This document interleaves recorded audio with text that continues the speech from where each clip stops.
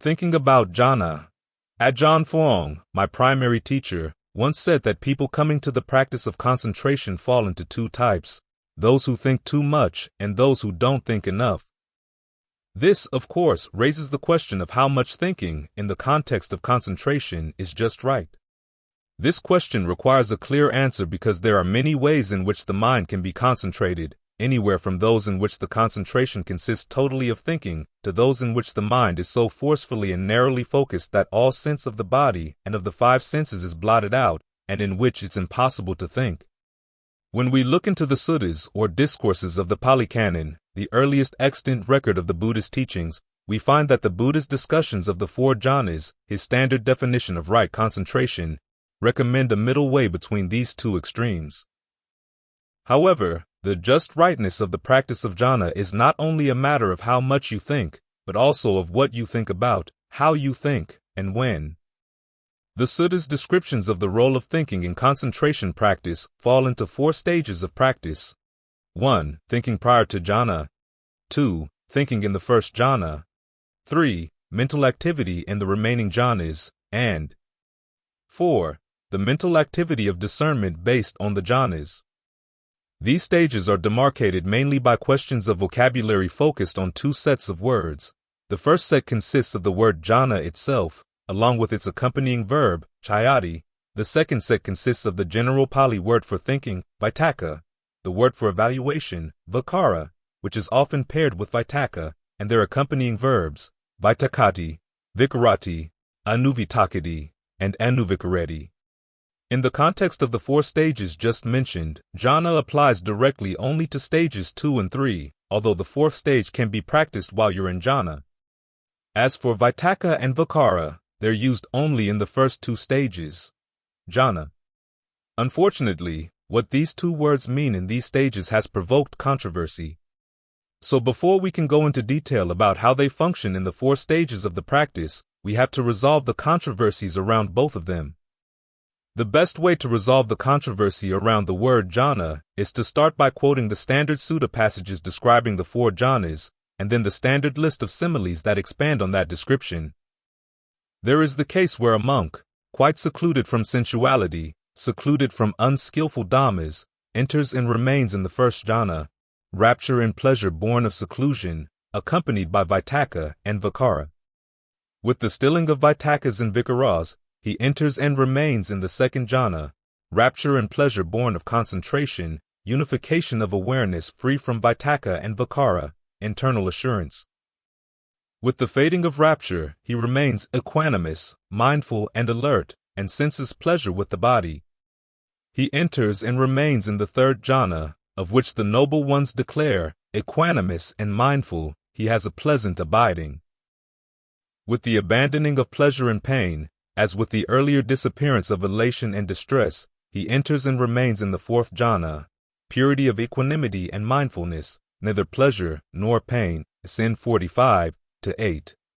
As for the similes, the first jhana, just as if a dexterous bathman or bathman's apprentice would pour bath powder into a brass basin and knead it together, sprinkling it again and again with water, so that his ball of bath powder, saturated, moisture-laden, permeated within and without, would nevertheless not drip. In the same way, the monk permeates and pervades, suffuses and fills this very body with the rapture and pleasure born of seclusion. There is nothing of his entire body unpervaded by rapture and pleasure born of seclusion. The second jhana, just like a lake with spring water welling up from within, having no inflow from the east, west, north, or south, and with the skies supplying abundant showers time and again, so that the cool fount of water welling up from within the lake would permeate and pervade, suffuse and fill it with cool waters, there being no part of the lake unpervaded by the cool waters. In the same way, the monk permeates and pervades, suffuses and fills this very body with the rapture and pleasure born of concentration. There is nothing of his entire body unpervaded by rapture and pleasure born of concentration. The third jhana, just as in a lotus pond, some of the lotuses, born and growing in the water, stay immersed in the water and flourish without standing up out of the water, so that they are permeated and pervaded, suffused and filled with cool water from their roots to their tips, and nothing of those lotuses would be unpervaded with cool water. In the same way, the monk permeates and pervades, suffuses and fills this very body with the pleasure divested of rapture. There is nothing of his entire body unpervaded with pleasure divested of rapture. The fourth jhana. Just as if a man were sitting covered from head to foot with a white cloth, so that there would be no part of his body to which the white cloth did not extend, in the same way the monk sits, permeating the body with a pure, bright awareness. There is nothing of his entire body unpervaded by pure, bright awareness. DN 2. The word jhana is usually translated as absorption, and although it's mainly used in the Suttas to denote the four jhanas of right concentration, MN 108 shows that it can also be applied to excessive absorption in unskillful thoughts of sensual passion, ill will, sloth, and drowsiness, restlessness and anxiety and doubt, what are called the five hindrances. The excessive and absorbing nature of this thinking is indicated by the way the relevant passage in MN 108 plays with the verbs that describe it. It wasn't the case, Braham, that the Blessed One praised mental absorption, jhana, of every sort, nor did he criticize mental absorption of every sort. And what sort of mental absorption did he not praise? There is the case where a certain person dwells with his awareness overcome by sensual passion, seized with sensual passion. He does not discern the escape, as it has come to be, from sensual passion once it has arisen. Making that sensual passion the focal point, he absorbs himself with it, absorbs, resorbs, and supersorbs, chayati, pedchayati, nichayati, apidchayati, himself with it. Similarly with the remaining hindrances. MN 108. The long-standing habit of translating jhana as absorption has been called into question, largely because the verb chayati is often translated in a more generic way as meditate. From this, it's been argued that, because the verb has a generic meaning, the noun should too. From that, it's been further argued that because the Suttas devote more space to the practice of using thought to abandon unskillful qualities and to develop skillful qualities than it does to absorptive practices like mindfulness of breathing, that kind of thought most deserves to be called right concentration. In fact, absorptive practices, devoid of thought, would get in the way of the skillful use of thought, so they should be excluded from the definition of jhana. Therefore, the jhanas must not involve absorption in physical sensations, as is commonly believed. In other words, this argument defines the word jhana in a way to be more inclusive, but then uses the newly included inductees to expel the practices more traditionally associated with jhana. X must include not only Y but also Z, but then, because Z, which is more numerous, is included in X, Y has to be thrown out. But even if we ignore the argument's weak logic, we can note that its starting point, the persistent habit of translating chayati as meditate, is itself questionable. There's nothing in the Suttas to indicate that chayati, used in a positive sense in the context of meditation, means anything other than specifically do jhana. The habit of translating it in a more generic sense as meditate came from the post-canonical belief, unsupported in the Suttas, that it's possible to attain awakening without having attained any of the four jhanas. So when the Buddha pointed to the roots of trees and told the monks chayatha, the plural imperative form of the verb, he was telling them explicitly to do jhana there. Second, even though the Suttas do devote a lot of space to the practice of using thought to abandon unskillful qualities and to develop skillful qualities, that doesn't mean that such a practice should be called jhana. The actual fact of the matter, as we will see, is that the Suttas describe this practice as a step prior to jhana, DN 2 and 1099, and not as jhana itself. Third, as we will see below, MN 44 defines the themes of concentration as the four establishings of mindfulness. In other words, right concentration is focused on the activity of right mindfulness. In fact, the descriptions of right mindfulness show how to get the mind into right concentration. This is why right mindfulness precedes right concentration in the factors of the path.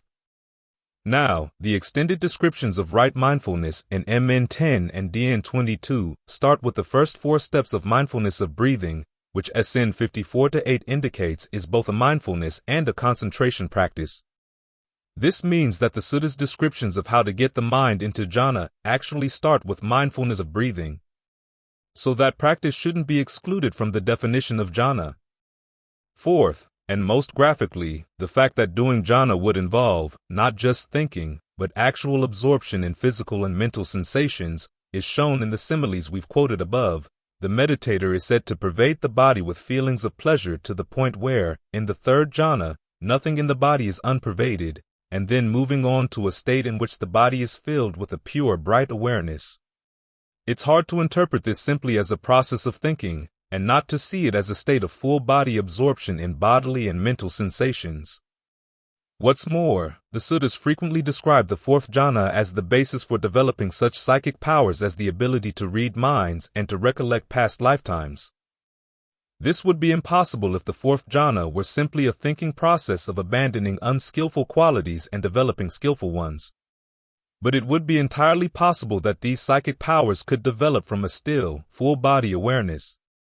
For these reasons, absorption still seems to be the best English translation for jhana, vitakka, and vicara. As for vitakka and vicara, in the Suttas' descriptions of the stage prior to jhana, these terms can refer either to skillful thinking and evaluating or to unskillful thinking and evaluating. In the first jhana, though, the vitakka and vicara that act as component factors of the jhana are exclusively skillful. The controversy here is over whether vitakka and vicara mean the same thing both prior to jhana and in the first jhana. It has been argued that vitakka and vicara in the first jhana cannot mean thinking and evaluating, and that instead they have a technical meaning totally divorced from thinking and evaluating. But here again, the fundamental basis for this argument is extrinsic to the Suttas. There are states of concentration so one-pointed and oblivious to the body that they make thinking impossible. From this fact, the argument states that they, and they alone, should be identified with the four jhanas. But nothing in the Suttas indicates that this is so. To begin with, the standard similes indicate that the jhanas are states of full-body awareness. But here there's a counter-argument, that body in the similes doesn't mean the physical body but a mental body, because the physical body cannot be perceived while you're in jhana. But if that were the case, why would the Buddha have used the similes to begin with? He would have described jhana by using similes of narrow single-pointedness and darkness, avoiding mention of the body altogether, so as not to confuse people, rather than using similes of brightness, expansion, and full-body sensations. In either instance, his use of the terms vitakka and vicara in the description of the first jhana, and his use of the term body in the similes, if he had meant for these terms to have special meanings in the context of jhana, he would have said so. But he never does. In fact, the opposite is the case. In MN 19, he describes the first and second stages of the practice, using the word vitakka to describe thinking prior to jhana, and then continuing to use the same word in the context of the first jhana. Had he meant the word to have a different meaning when changing the context, he would have said so, but he doesn't. Similarly, in MN 119, where he uses the word body when describing mindfulness immersed in the body, obviously meaning the physical body, and then he proceeds to use the same word in the similes for the jhanas. If he had meant it to have a different meaning in the second context, he would have said so, but again, he doesn't. So given that the one-pointed oblivious definition of jhana requires that the Buddha was either devious or incompetent in his teachings, using body to mean not body, and thinking to mean not thinking, we have to reject that definition of what jhana entails. In other words, we have to assume that vitakka and vicara have the same meaning both in the first jhana and in the stage prior to it. This means that the difference between the first jhana and the stage prior to it is not a matter of thinking and not thinking. As we'll see, it's more a matter of what you're thinking about and why. Stage 1, prior to jhana. The standard description of the first jhana says that it begins when you're secluded or withdrawn from sensuality and from unskillful mental qualities. So the duty of mental activity in the stage of the practice prior to the first jhana is to rid the mind of these activities. Different passages in the Suttas define these unskillful mental activities in slightly different ways. N 663 defines sensuality as passion for one's resolves for sensual pleasures. In other words, it means not the sensual pleasure themselves, but your fascination with thinking about them. SN 45:22 defines unskillful mental qualities, dhammas, as the factors of the eightfold wrong path, from wrong view through wrong concentration. DN 2, which treats the stages of practice, describes this stage of secluding the mind as the act of getting rid of hindrances. MN 19 describes it as getting rid of thoughts, vitakka, related to wrong resolve, thoughts of sensuality, thoughts of ill will, and thoughts of harmfulness. Of these passages, MN 19 is most explicit in describing what kind of mental activity this stage entails. It falls basically into two sorts. The first involves replacing unskillful thoughts with their opposite, skillful thoughts, vitakka, thoughts of renunciation, thoughts of non-ill will, and thoughts of harmlessness. The verbs used here are anuvitakati and anuvicarati. You keep thinking and evaluating these skillful themes. The second sort of activity involves acts of metacognition, in which you step back from your thinking, observe it, and decide whether it's worth doing.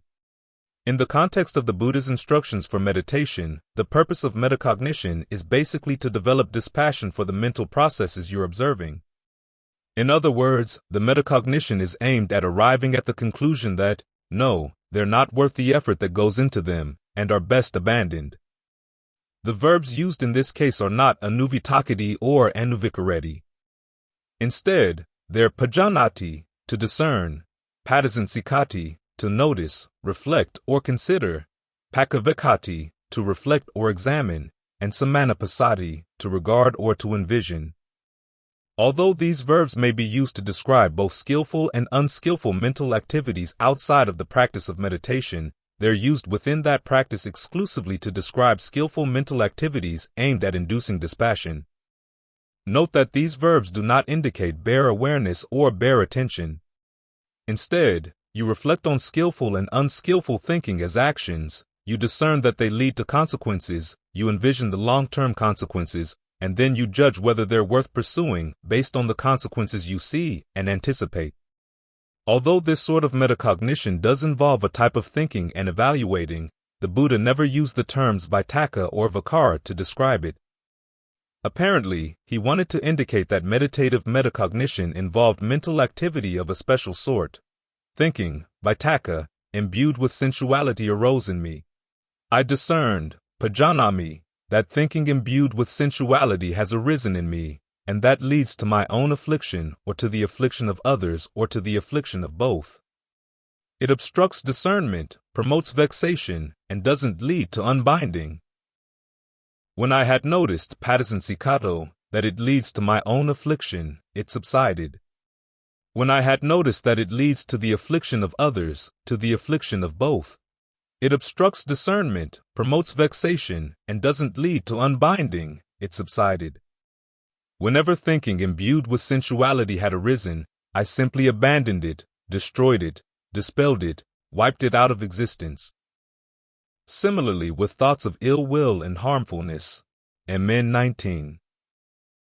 Two things are worth noticing in this step of the practice. First, one of the drawbacks that the Buddha discerned about unskillful thinking is that it leads to the affliction of others. In other words, it would lead him to act in ways that would harm them. The fact that he saw this as a drawback meant that he was concerned not only with the state of his own mind, but also with the impact of his actions on others. In this way, his contemplation had a moral dimension, which explains why right speech, right action, and right livelihood function as necessary parts of the path. Only if your actions truly avoid afflicting others can you say that you've definitely set unskillful thinking aside. The second point worth noticing is that the Buddha, while seeing the rewards of skillful thinking, saw that it too had its drawbacks. And as I remained thus heedful, ardent, and resolute, thinking, vitakka, imbued with renunciation arose in me. I discerned, pajanami, that thinking imbued with renunciation has arisen in me, and that leads neither to my own affliction, nor to the affliction of others, nor to the affliction of both. It fosters discernment, promotes lack of vexation, and leads to unbinding. If I were to keep thinking and evaluating, anuvitakati anuvicarati, in line with that even for a night, even for a day and night, I do not envision, samanupasami, any danger that would come from it, except that thinking and evaluating a long time would tire the body. When the body is tired, the mind is disturbed, and a disturbed mind is far from concentration. So I steadied my mind right within, settled, unified, and concentrated it. Why is that? So that my mind would not be disturbed. Similarly with thoughts of non-ill will and harmlessness, MN 19. This passage provides one of the reasons why you as a meditator would want to go beyond even skillful vitakka. You want to reach a state in which the body is not tired and the mind is undisturbed. In other words, resting the mind from thought doesn't get in the way of skillful thought. It gives the mind a chance to rest and to gather its strength, as we will see below, for more precise discernment. As DN2 explains, the fact that you're able to get past the hindrances calms the body and gives rise to a sense of joy, gladness, and rapture, all of which are conducive to getting the mind into jhana. MN 19 adds that the fact that you've eliminated unskillful thinking puts the mind in a state where its mindfulness is unmuddled. It's in this way that skillful thinking and metacognition can prepare the mind for an alert state of concentration in which it doesn't have to think. But as the description of the first jhana indicates, there is still some more thinking that has to be done before the mind can attain a state where vitakka and vicara can be totally dropped. Although, with one possible exception, the verbs used to indicate metacognition, to discern, to reflect, to regard, don't appear in any of the descriptions of pure jhana practice in the second and third stages of the practice, they will reappear in the fourth stage, where the meditator reflects on the drawbacks of jhana. Vitakka and vicara, however, still appear in descriptions of the second stage of the practice, the first jhana, only to disappear from descriptions of the remaining two stages. Stage 2, the first jhana. Two questions then arise. What kind of thinking and evaluating occur in the first jhana, and what purpose do they serve?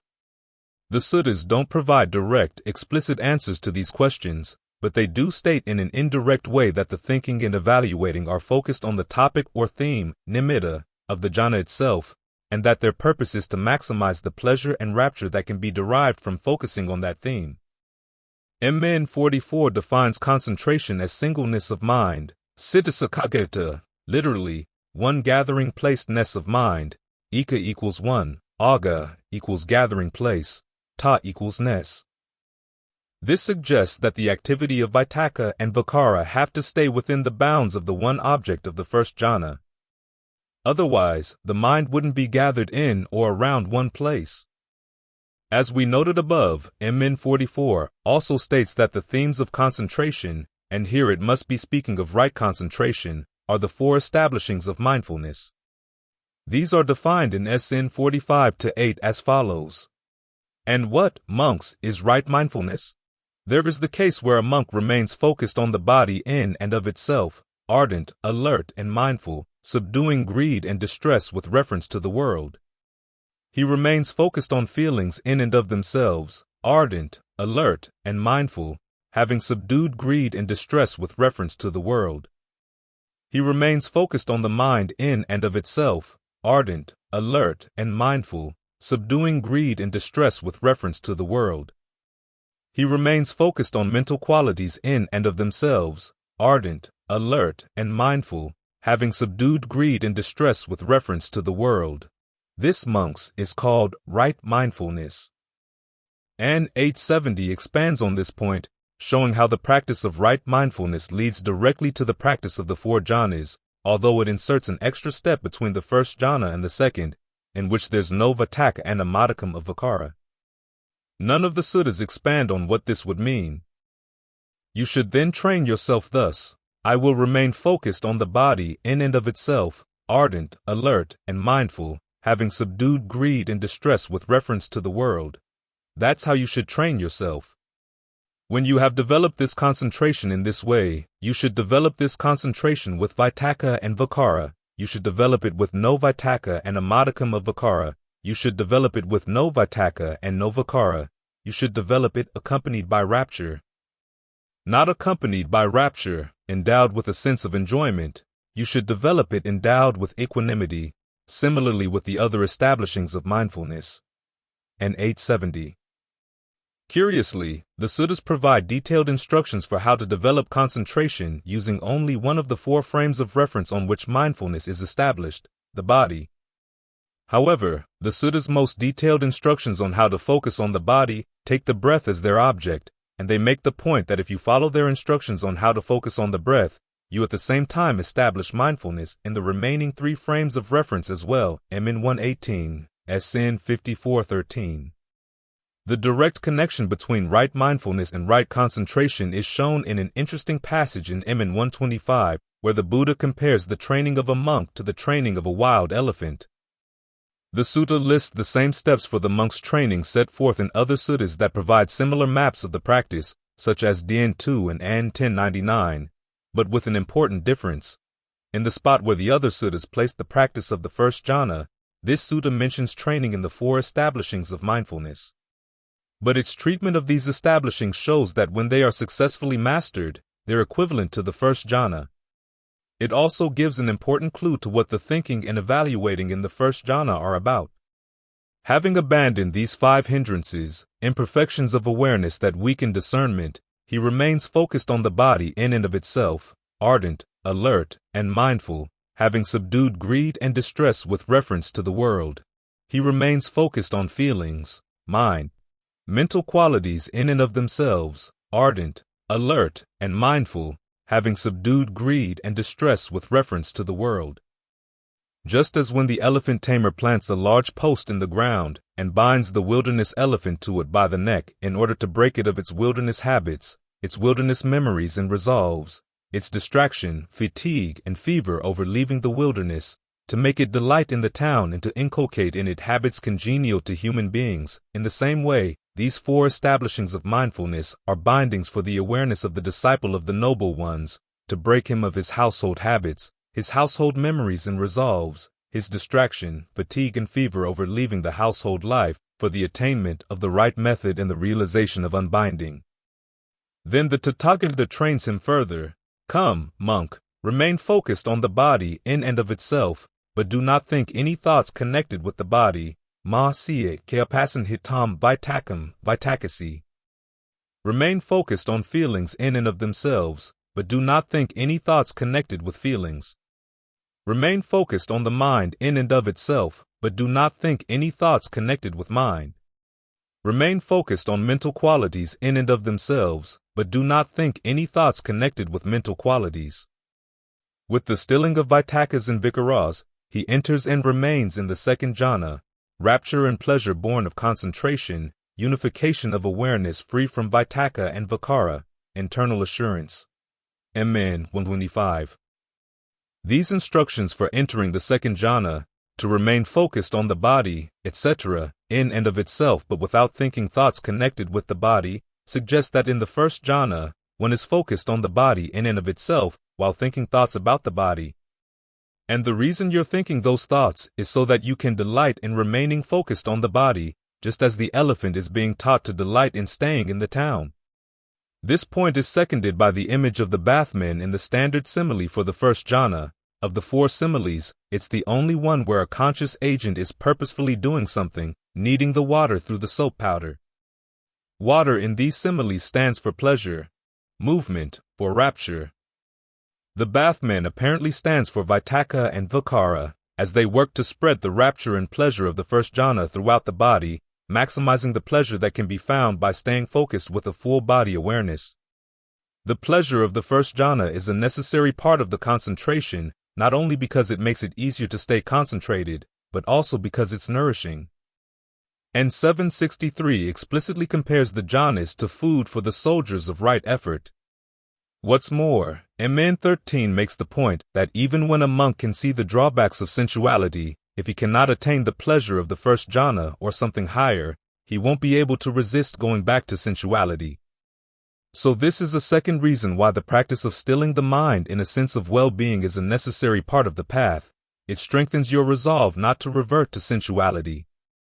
This passage also indicates that the phrase, secluded from sensuality, in the definition of the first jhana, doesn't mean that meditators must have totally abandoned sensuality once and for all before entering the first jhana. It simply means that they've withdrawn the mind temporarily from sensual thoughts. After all, if they had totally abandoned sensuality, they'd have no need to use the pleasure of the first jhana to fortify their resistance against going back to sensuality. At first glance, it may not seem that there's much difference between the vitakka and vicara in the first jhana and the activities of metacognition described in stage 1 of the practice. After all, both involve observation and passing judgment. However, the differences are there. The first difference has to do with purpose. The activities of metacognition described in stage 1, and to be further described in stage 4, are done with the purpose of developing dispassion. Vitakka and vicara in the first jhana, though, are done not for the sake of dispassion, but for the sake of enjoyment and strengthening concentration. As for the second difference, it's not always the case that vitakka and vicara in the first jhana are limited to direct observation. This can be seen in the alternative description of vitakka and vicara in what amounts to the first jhana described in SN 4710. That sutta notes that when you have trouble focusing on any of the standard themes for right concentration, the frames of reference for establishing mindfulness, when, in its words, a fever based on that frame of reference arises in the body, there's sluggishness in your awareness, or your mind is scattered externally, your mind should be directed, panadahatabam, to an inspiring theme, pasadiniye nimit. The sutta doesn't give examples to illustrate what it means by inspiring theme, but some possible candidates would include the 6 recollections described in N371, or the 4 sublime attitudes described in SN 42-8. None of these themes involve direct observation. Instead, they're more discursive, and yet they appear to qualify as proper objects for vitakka and vicara in the first jhana. According to SN 4710, the purpose of thinking of these themes is to gladden the mind in a way that induces rapture, calms the body, induces pleasure, and promotes concentration. When you receive these results, you can withdraw the mind from the inspiring theme and remain mindful and at ease while engaged in no vitakka or vicara at all. Apparently, this means that you return to the frames of reference for establishing mindfulness and enter the second jhana.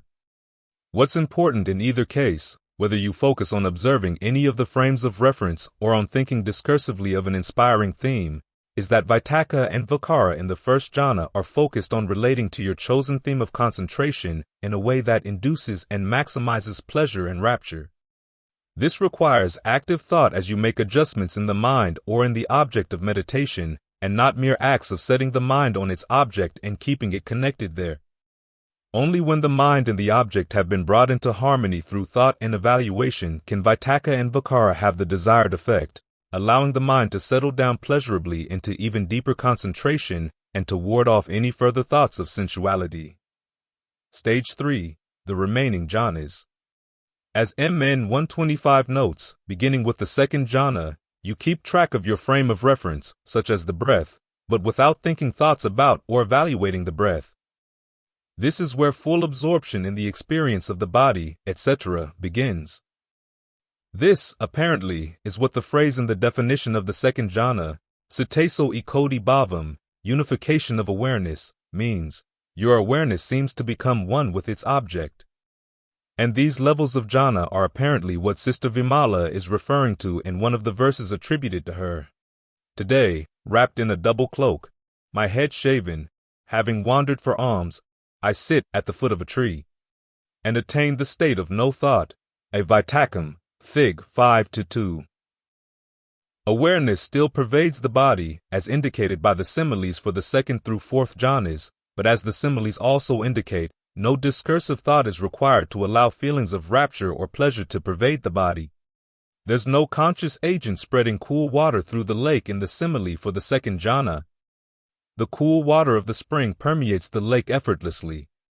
In the simile for the third, there's no motion at all, reflecting the fact that rapture has faded, and the lotuses are simply saturated from their roots to their tips with cool, still water.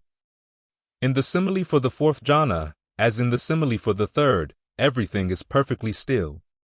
In fact, it's so still that, as SN 3611 and N 1072 indicate, in and out breathing has stopped. The lack of water in this simile symbolizes the transcending of pleasure, and all that remains is a pure bright awareness filling the body. These similes don't describe a narrow concentration where all awareness is blotted out. And they don't describe an experience that consists simply of skillful thinking. They indicate full absorption in the sense of the body. Yet even in these states of absorption, some mental activity is going on. After all, they're fabricated and have to be maintained. MN 111 gives a detailed description of what mental activities are required to maintain absorption. This sutta describes Ven. Sariputta's special ability to get these activities ferreted out one by one, anupada, vitakka, even while he was in these states of jhana. Here it must be noted that his ability properly pertains to the fourth stage of the practice, to be discussed in the next section, but what Ven Sariputta was able to perceive must be present in all these states of concentration, regardless of whether you can detect them while in these states or not. The list of mental qualities falls into two parts: qualities that are present in all four of the jhanas, and those that are particular to each individual jhana. The qualities they all have in common are these: the 5 activities that are listed under name, independent co-arising, contact, feeling, perception, intention, and attention; 3 qualities that constitute right effort, desire, persistence, and intent; and then 4 qualities that do not form a standard list from elsewhere in the suttas: decision, mindfulness, equanimity, and the defining feature of concentration, singleness of mind. What's interesting in this part of the list is that the 3 qualities constituting right effort are also 3 of the bases of success, iddhapada. The 4th basis of success, discrimination, which is identical with the activity of metacognition, is missing. This is one of the indications that metacognition is not an intrinsic part of the practice of the jhanas. The qualities particular to each jhana are these: the first jhana, vitakka, vicara, rapture, pleasure; the second, internal assurance or confidence, rapture, pleasure; the third, equanimity, pleasure, mindfulness, alertness; the fourth, a feeling of equanimity, neither pleasure nor pain, unconcern due to calmness or purity of awareness. Calmness is the Burmese reading here, purity, the Thai reading. There are some anomalies in this second part of the list, especially in regard to the third jhana. Equanimity and mindfulness get listed twice, both as qualities that apply to all 4 jhanas and as qualities that apply specifically to the third. And for some reason alertness is listed under the third but not under the other jhanas. The important point is that the mental activities cited in both parts of the list are needed to keep the mind focused and absorbed. Those who say that, beginning with the second jhana, the mind isn't engaged in any activity at all are blind to what's actually going on. At the same time, none of these activities require discursive thinking. They can simply maintain the decision to stay absorbed in repeating the same mental acts, most prominently around the 2 activities that MN 44 lists as mental fabrication, feeling and perception. The importance of these 2 activities is reflected in the fact that standard description of each jhana defines it by its feeling tone, and N 936 classifies all these jhanas as perception attainments. Although staying in a particular jhana doesn't require active thought beyond the qualities included in MN 111's list, the sutta does raise the question of whether moving from one jhana to another requires a separate act of discernment. And then, in Sariputta's case, we're told that after ferreting out the activities in each jhana, he discerned the higher escape from that jhana, and so was able to move to progressively deeper states of absorption. This discernment would be an act of metacognition. As An 941 indicates, it could include seeing the drawbacks of whatever is the disturbing factor in the earlier state of jhana, and understanding the reward of abandoning it. However, it's also possible that meditators can simply incline their minds to more and more restful states of absorption without being consciously aware of where they are on the map of the jhanas. What's important to note is that, aside from cases in which an act of discernment plays a role in progressing from a lower jhana to a higher one, none of the metacognition verbs are used to describe the practice of the jhanas in and of themselves. Stage 4. Discernment based on jhana. Of course, given that the jhanas are part of the path, they're not done in and of themselves for their own sake. They're done for the sake of a further purpose. N 441 lists 4 legitimate purposes for right concentration: as a pleasant abiding in the here and now, as a basis for psychic powers, as a basis for mindfulness and alertness, and as a basis for ending the mental effluence. The discussion in N 441 can give the impression that it's talking about 4 different types of concentration, with the 4 jhanas mentioned explicitly for only the first purpose, as a pleasant abiding, but other passages in the Suttas show that the jhanas must be understood as implicitly involved in the other 3 purposes as well.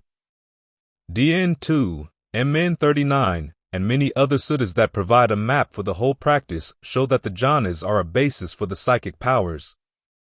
MN 122 shows that they can provide a basis for alertness, and of course, the standard definition of the 4th jhana shows that it's the mental state in which mindfulness becomes pure. Here we're most directly concerned with the 4th purpose, the awakening that puts an end to the mental effluence, and here again there are many suttas showing that the discernment leading to awakening can be developed within any of the jhanas. In fact, the meditator doesn't need to leave any of the 4 jhanas to do the analysis required by discernment at all. Among these suttas are MN 52, MN 111, MN 140, and 528, and in 936. These suttas show most definitively that thinking is possible even in the higher jhanas. It's important to note, though, that this thinking is not intrinsic to any of the higher jhanas, and that it's never described as vitakka or vicara. Instead, it's described by the verbs related to metacognition. A few examples. Further, with the stilling of vitakkas and vicaras, the monk enters and remains in the 2nd jhana, rapture and pleasure born of concentration, unification of awareness free from vitakka and vicara, internal assurance. He reflects patisansikati on this and discerns pajanati. This 2nd jhana is fabricated and intended. Now whatever is fabricated and intended is inconstant and subject to cessation. Staying right there, he reaches the ending of the effluence. Or, if not, then, through this very Dhamma passion, this Dhamma delight, and from the total wasting away of the 5 lower fetters, self-identification views, grasping at habits and practices, uncertainty, sensual passion, and irritation, he is due to arise spontaneously in the pure abodes, there to be totally unbound, never again to return from that world. MN 52. Just as if one person were to reflect pakavikeya on another, or a standing person were to reflect on a sitting person, or a sitting person were to reflect on a person lying down, even so, monks, the monk who has attained the 4 jhanas has his theme of reflection, pakavakana nimittam, well grasped, well attended to, well pondered, well penetrated, suggahitam, sumanusakatam, supadaritam, supatividam, by means of discernment, panaya. This is the 5th development of the 5-factored noble right concentration, 528. Suppose that an archer or archer's apprentice were to practice on a straw man or mound of clay, so that after a while he would become able to shoot long distances, to fire accurate shots in rapid succession, and to pierce great masses. In the same way, a monk, with the abandoning of pleasure and pain, as with the earlier disappearance of joy and distress, enters and remains in the 4th jhana, purity of equanimity and mindfulness, neither pleasure nor pain. He regards samanapasati, whatever phenomena there that are connected with form, feeling, perception, fabrications, and consciousness, as inconstant, stressful, a disease, a cancer, an arrow, painful, an affliction, alien, a disintegration, an emptiness, not self. He turns, patithapeti, his mind away from those phenomena, and having done so, inclines, aposphorati, his mind to the property of deathlessness. This is peace, this is exquisite, the pacification of all fabrications, the relinquishment of all acquisitions, the ending of craving, dispassion, cessation, unbinding. Staying right there, he reaches the ending of the effluence. Or, if not, then, through this very Dhamma passion, this Dhamma delight, and from the total ending of the 5 lower fetters, self-identification views, grasping at habits and practices, uncertainty, sensual passion, and irritation, he is due to arise spontaneously in the pure abodes, there to be totally unbound, never again to return from that world. And 936.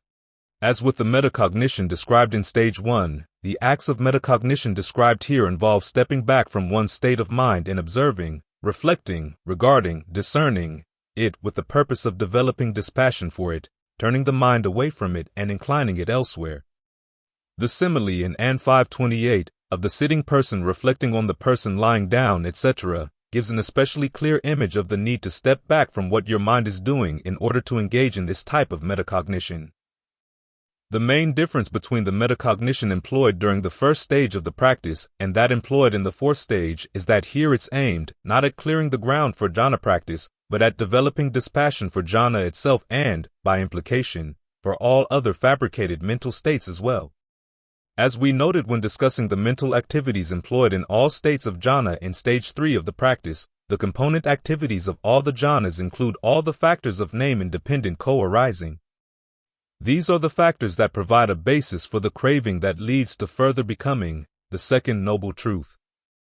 So when acts of metacognition can develop dispassion for these factors, it attacks the problem of suffering, the first noble truth, at the causes of its cause. The component factors present in all the jhanas also include right mindfulness, the elements of right effort, and concentration itself. This means that when dispassion can be developed for these factors, it allows the mind to let go of its last attachment to the path, the fourth noble truth, itself. So here we see a third reason for getting the mind into a state of stillness with no vitakka or vicara. It provides you with a background of stillness that allows you to ferret out the mental events that can lead to suffering, and instead to abandon them with finesse. Without that stillness, those events would remain hidden to you in a confusing blur of mental activity, just right. When we see how the practice of meditation falls into 4 stages, and the care with which the Buddha described the types of thinking appropriate to each, we can understand why the answer to the question, how much thinking is just right in the practice of concentration, is not a simple one. Instead, it depends on 3 things. Which stage of the practice you're in, what kind of thinking is appropriate to that stage, what its purpose is. In the first stage, prior to jhana, you engage in enough skillful vitakka and vicara to counteract any unskillful thoughts, and in enough metacognition to see the drawbacks of unskillful thinking, the relative merits of skillful thinking, and the need for the mind to rest even from skillful thinking by entering concentration. In the second stage, the first jhana, you engage in enough vitakka and vicara focused on the theme of your concentration to maximize the pleasure and rapture you can gain from staying with that theme, and to spread that pleasure and rapture throughout the body. In the third stage, the remaining jhanas, you engage in just enough mental activity, devoid of vitakka and vicara, to maintain the focus of your concentration. You might engage in metacognition only to the extent of discerning a drawback of a lower jhana and moving the mind to a higher one, but even that much metacognition is not always required. In the fourth stage, building on the practice of the jhanas, you engage in enough metacognition to see the drawbacks of the jhanas and, by extension, all fabricated phenomena. This metacognition is what leads to the noble attainments and, ultimately, to release from all suffering and stress. 2 practical considerations flow from this answer to our original question. The first is that people who tend to think too little tend to dislike thinking. This is why they have to put extra effort into engaging in metacognition in the fourth stage, and not just to rest in the jhanas in the second and third stage. Otherwise, they'll never reach any of the noble attainments. Conversely, people who think too much tend to like thinking, which is why they have to be encouraged to engage in the sort of metacognition that sees the advantages that come from allowing the mind to stop thinking, to allow it to rest, to strengthen its resolve against sensuality, and to clarify the mental activities of name and the path, so that they can deepen their dispassion for them. The second practical consideration is that, just as thinking needs to be just right in order to get the best results from the meditation, concentration needs to be just right as well. If your concentration is devoted totally to thinking, it'll never yield the results that come from allowing the mind to be still. If it's so narrowly focused that it allows no room for thinking at all, it'll never allow for the sort of metacognition that's needed to lead the mind to the deathless. So, just as the Buddha's path to the end of suffering follows a middle way in general, his teachings on the practice of right concentration teach a middle way too. Of course, the middle here is not simply a matter of finding a halfway point between 2 extremes. It requires that you be sensitive to where you are in the practice and to the task at hand. In other words, for concentration to be right, it has to be just right for what's needed right now. Fun and games. Psychic powers in the wilderness. When I first met my teacher, Ajahn Fuang, I had never heard of the Thai forest tradition, even though I had been living and working in Thailand for almost 2 years. This was in the early 70s, before knowledge of the tradition had penetrated the consciousness of the university circles in which I worked. As a result, I had no idea what to expect. As the days passed during that first 3-week period, I realized that I was in an entirely new reality. On the one hand, I was drawn to Ajahn Fuang's extraordinary wisdom and kindness, and especially his clear-sighted perspective on Thai society. It was as if I were meeting him on a direct human level, outside of the usual expectations of my encounters with Thai people, which were filtered through the gap between Thai and Western values. I came to trust him more and more, until I was convinced that he was the teacher I had long been looking for. On the other hand, I came to sense that he and some of his students, lay and ordained, had psychic powers. For one, he could obviously read my mind and anticipate future events, and although he never talked about his powers, his students would, and it seemed that some of them at least had powers of their own. This was not a little disorienting. I had read the standard list of psychic powers in the Pali Canon, but for me it was just a string of words. Things like astral travel, psychokinesis, clairaudience, clairvoyance, the ability to read minds, recollection of past lives, one's own and others, the ability to contact beings on other levels of the cosmos, and knowledge of where others have been reborn and why. The list had no relevance to my own concerns, so I hadn't given it much thought. Now I was living among people for whom the powers in the list, plus many others, were taken for granted as simple facts of life. With the passage of time, as I returned to study with Ajahn Fuang on a more permanent basis, I had a number of experiences with the powers exercised by people in the forest tradition, which finally convinced me that I had to accept that I was now living in a reality where these powers were real. This, as I said, was disorienting at first. I felt somewhat exposed, living with people who had powers that I didn't, and I was fairly envious of the powers they had. The immediate effect, sensing that people could read my mind and keep track of my behavior at a distance, was that I became very careful about my thoughts and actions, which was all to the good. And Ajahn Fuang made it clear that these powers were nothing to aspire to. If you had them, you had to use them wisely, because if you mishandled them, they could do you more harm than good. It's common knowledge that, if you're not fully awakened, supernormal powers have a way of engendering supernormal defilements. If you start trusting the knowledge you gain from these powers, there's always the chance that your greed, aversion, or delusion could scramble the message, and you start believing things that simply aren't true. If you share your mistaken knowledge with others, you're misleading them as well. If you advertise your powers but then lose them, which can happen, you lose the trust of those who believed your original claims. The damage you do to their trust could also spread to make them look down on the Dhamma as a whole. There's a widespread belief in some parts of Thailand, but not shared by the forest tradition, that if you want psychic powers, you should practice Kasina meditation, a concentration practice where you stare at a candle flame or at a colored disc. But the people I met who had tried that method had either gone blind or become seriously unhinged. It was probably for reasons like these that the forest Ajahns actively discouraged their students from that method of practice. Their general attitude is that if you have the past karma to develop any of the psychic powers, they'll come on their own as you practice concentration. If they come, learn how to use them wisely and with caution. If they don't come, no problem, as they're not necessary for awakening. At the same time, the fact that other people have such powers is no proof that they're awakened. In fact, unawakened people who have them are always in danger of letting their defilements slip in, so that their powers turn on them and ruin their meditation. I saw many cases of this. So, as Ajahn Fuang told me, there's no need to get excited about other people's wealth. Focus on developing wealth of your own.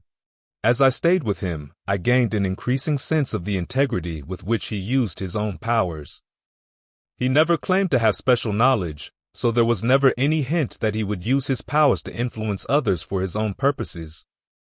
If he knew of what was going on in your meditation, he would bring up the topic as if it were a random issue, although as he knew that I knew he was reading my mind, there were occasional times when he would be more direct. One time, for instance, I had gotten into a strong, trance-like state while meditating in my dwelling up the hill from his. I thought that I must be on to something good. But when I came down that evening to help clean his hut, he immediately said to me, "Don't ever meditate that way again, okay?" Just enough to keep me on my toes. Often, when a group of us would be meditating with him, if something came up in your meditation, he would immediately address the issue. If this occurs in your meditation, do this.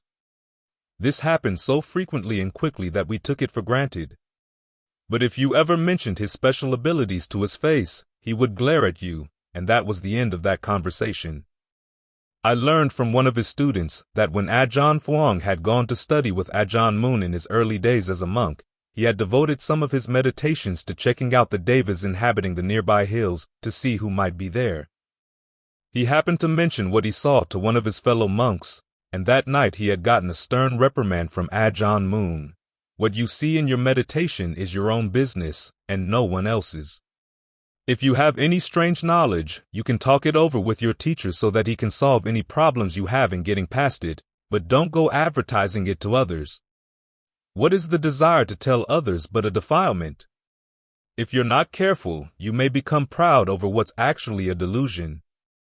Ajahn Fuang himself told me that one of the important lessons he learned from Ajahn Mun was how to interpret visions and other intuitive lessons that may come in the course of meditation. Say you have a vision of the Buddha coming to teach you Dhamma. The issue is not whether it's really the Buddha or just your own imagination. The issue is whether the Dhamma is genuine or not. To decide, you first compare it with what you know of the basic principles of the Dhamma. If it doesn't fit in with those principles, let it go, no matter how real or impressive the message or the Buddha may have seemed. If it does fit in with what you know of the Dhamma, put it to the test by practicing it. Only if it helps to improve your concentration or discernment in practice should you accept it as a worthwhile lesson. Even then, you have to realize that some lessons are right for some situations and not for others. If it's not the sort of teaching that can be put into practice, treat it as irrelevant to what you're doing and put it aside. This was the principle that enabled Ajahn Mun and the other forest Ajahns to practice alone in the wilderness without going crazy. So what are these powers good for? Ajahn Fuang would sometimes talk about the psychic powers exercised by his own primary teacher, Ajahn Lee, and the lessons that could be drawn from how he exercised them. As Ajahn Lee once said, knowledge of past lives can be dangerous if you get proud when seeing yourself in a position of power and influence, or depressed by seeing yourself born in the lower realms. The best use of this knowledge is to induce a sense of the meaninglessness of continued rebirth. This helps to put the issues of this birth into perspective, and fosters a desire to go beyond rebirth entirely. At the same time, people exercising these powers have proof, for themselves at least, that the mind has a power superior to, and independent of, material realities. As the Buddha said in the first verses of the Dhammapada, the mind comes prior to all experience, it's not just a side effect of physical processes. Even on an ordinary, everyday level, the mind plays a major role in shaping its experience. Psychic powers simply take this principle to a higher level and make it graphically clear. One thing I came to notice in Ajahn Fuang's stories of Ajahn Lee's powers was that although he held Ajahn Lee in the highest possible esteem, there was always an element of humor in the telling. The humor concerned either Ajahn Lee's witty uses of his powers or the fact that his powers could occasionally backfire, even when used with the sincerest intentions to be helpful to others. This was in keeping with the humorous way in which stories of psychic powers and encounters with devas are treated in the canon, and with Ajahn Fuang's own observation one evening.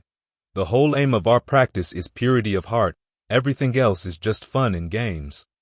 But the fun and games can serve a serious purpose.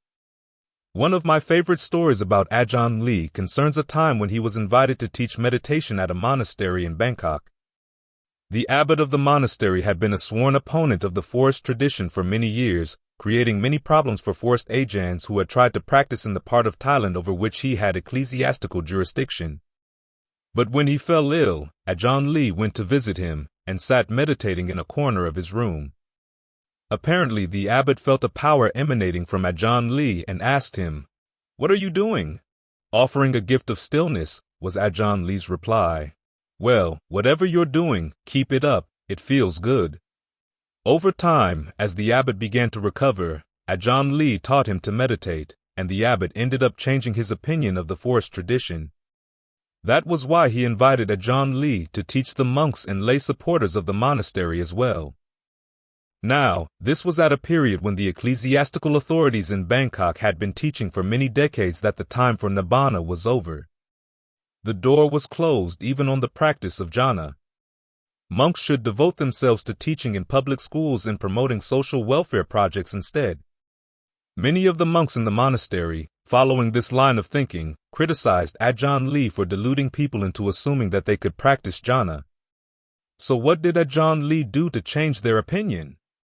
It so happened that there was an old woman whose job was to clean the bathrooms in the monastery. During her free time, she would go to meditate with Ajahn Lee, and as a result she developed the ability to read minds. The first minds she read were those of the monks in the monastery.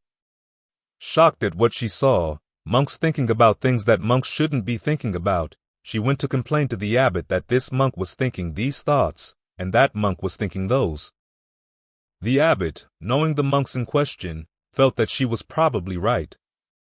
So he called the monks together and warned them, "You all should be more careful. These people can read your innards."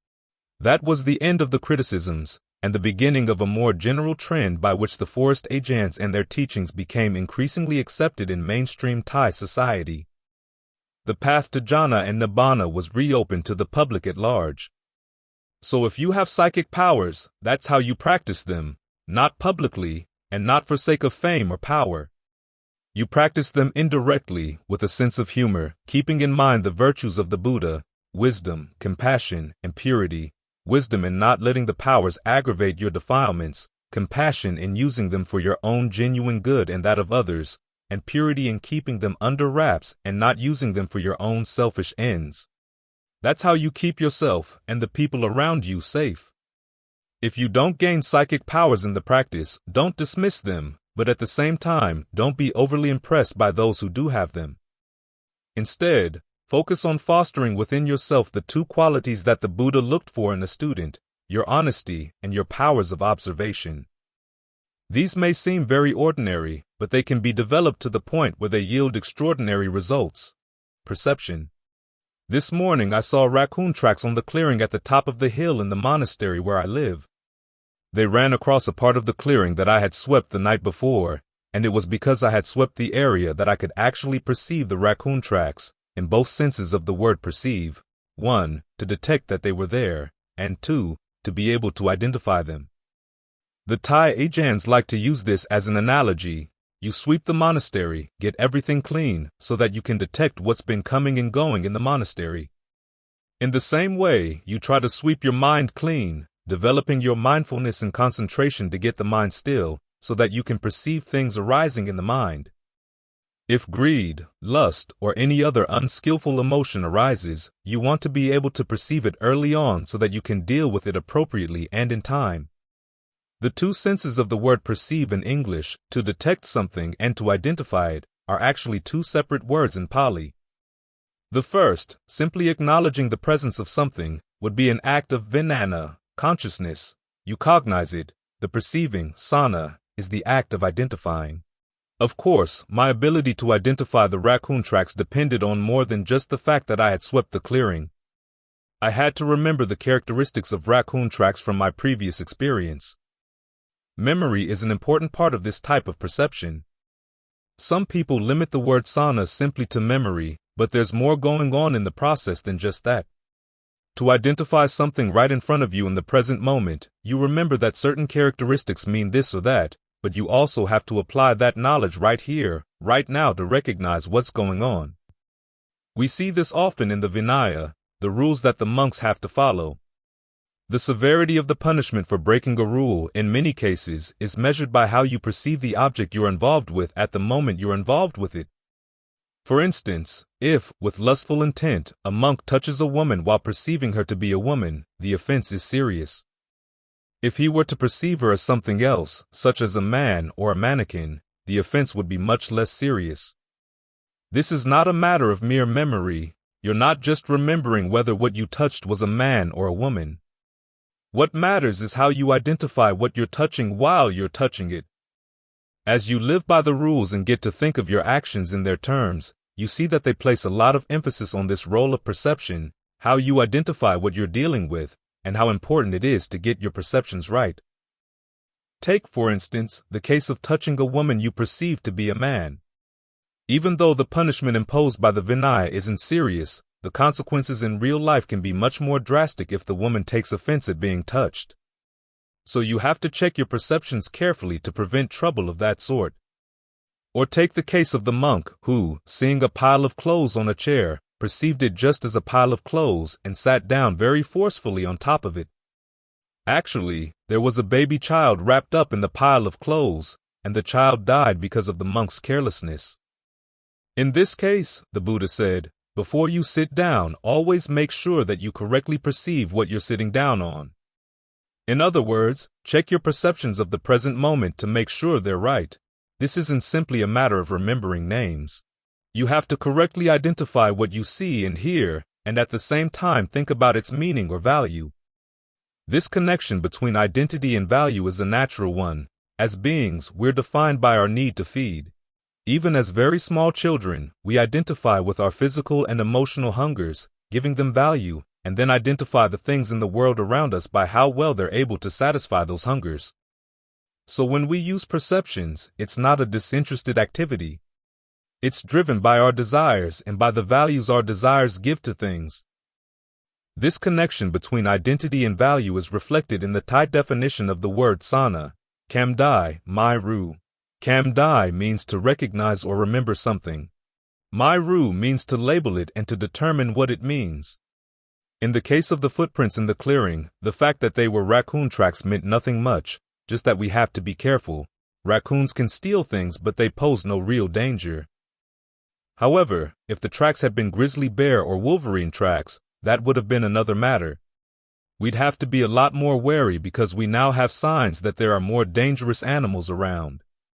It's in this element of the meaning of the perception, or how you perceive the value of what you perceive, that perception plays such a huge role in the practice. If you perceive a certain desire as something worth developing, you'll deal with it in one way. If you perceive it as a cause of suffering, you'll deal with it in another way. And the difference in how you deal with it will make a difference in whether you experience suffering or well-being as a result. When we adopt the practice, we're adopting a particular way of ordering our perceptions, judging them by their efficacy and helping us to find total freedom from suffering. Another teaching from the Ajahns is that when you focus on the 5 aggregates, form, feeling, perception, fabrication, and consciousness, you can start out with any one of the 5 and it'll give you insight into all the rest.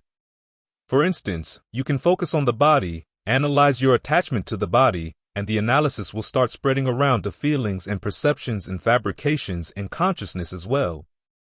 What's particularly important is how it spreads to include your perceptions. Think, for instance, of how the contemplation of the body progresses.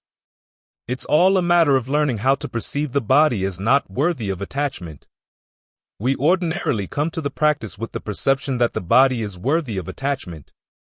We correctly perceive it as a body, but we have a wrong perception about its meaning and value.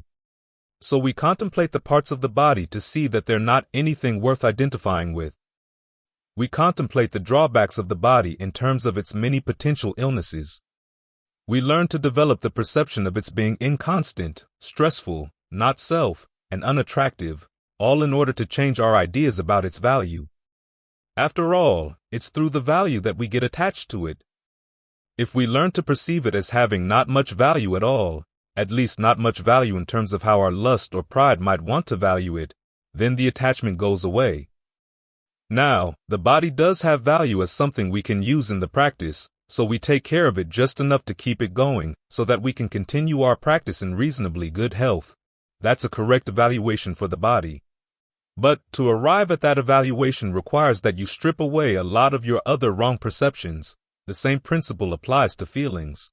As you sit in meditation, you're bound to encounter feelings of pain. As long as you perceive the pain as being the same thing as the part of the body in which it's located, it's going to be very difficult to not suffer from it. Your perception that it has invaded the body you claim as yours is what creates the bridge between the physical pain and your mental pain. So one of the instructions in dealing with physical pain is to ask yourself, is the physical pain the same thing as the body? The body, of course, is the four elements. Pain is something else, but we've glommed the two together, so how do you unglom them?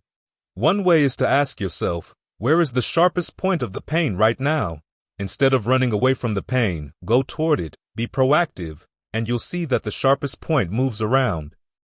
You keep following it around and around until there's a weird sense that, yes, the pain does separate out from the body, so much so that it's as if they're no longer in the same place anymore. When you separate them out, sometimes the pain remains and other times it disappears. What's really weird is when it slips along your nerves into your heart and disappears there, which shows how much of a role the perception plays in your experience of the pain. So no matter which of the aggregates you focus on, the analysis always seems to come down to perception, and especially the perception of value, the perception of meaning. This relates to Ven. Sariputta's answer to the question, when you go to a foreign land and intelligent people ask you, what does the Buddha teach? How do you answer them? His first answer was, the Buddha teaches the end of desire and passion. If the people asking the question are intelligent, they'll then ask, desire and passion for what? His answer, the five aggregates. Why is that? Because if you have passion for these things, then when they change, you're going to suffer. But if you don't have passion for them, then no matter how much they change, you're not going to suffer. He's boiling the Buddhist teachings down to a value judgment. The aggregates are unworthy of passion. This, of course, is an issue of perception. If you see these activities, and they are activities rather than things, as worthy of pursuing, you're not going to let them go, you're going to keep doing them again and again. But when you begin to see that they can't provide the happiness you want, and particularly when you learn about the happiness that can come when you do let go, that's the message of the third noble truth, then you see they're not worth pursuing. You stop doing them, and you don't have to suffer from them anymore. So the practice is a matter of training your perceptions to be able to identify not only what an aggregate is, but also what it's worth. This is where the perceptions of inconstancy, stress, and not self come in, to call into question the worth of these things, the meaning you give to them. If something that you're attached to is undependable and causing you pain, is it worth identifying with? No. Apply these perceptions first to activities that are clearly unskillful, and then you'll be in a position to apply them even to skillful ones.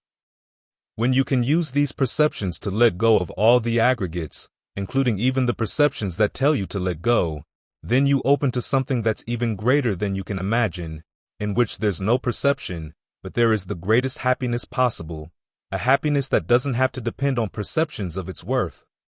So perception plays a huge role in the practice, both in identifying what's what and in learning to retrain your perceptions of the value and meaning of what's what. If you focus on this issue of perception, you find that you can go far in freeing the mind from its attachments, which are based on mistaken perceptions, and developing perceptions that allow you to let go. Of course, you eventually have to let go of even these perceptions because they too are aggregates. But that's simply a part of the Buddhist strategic approach in general. You use aggregates to get beyond the aggregates, then you let them all go. When I was teaching a retreat in Canada last year, one of the retreatants mentioned that she had been told that we can't change our perceptions, which is probably one of the most un-Buddhist teachings imaginable. It's because we can change our perceptions, learning how to identify the world in a new way, learning how to identify its value in a new way, that the whole idea of learning and practicing the teachings makes sense. It's because we can change our perceptions that we can decide to follow the path. It's because we can change our perceptions that we can be free.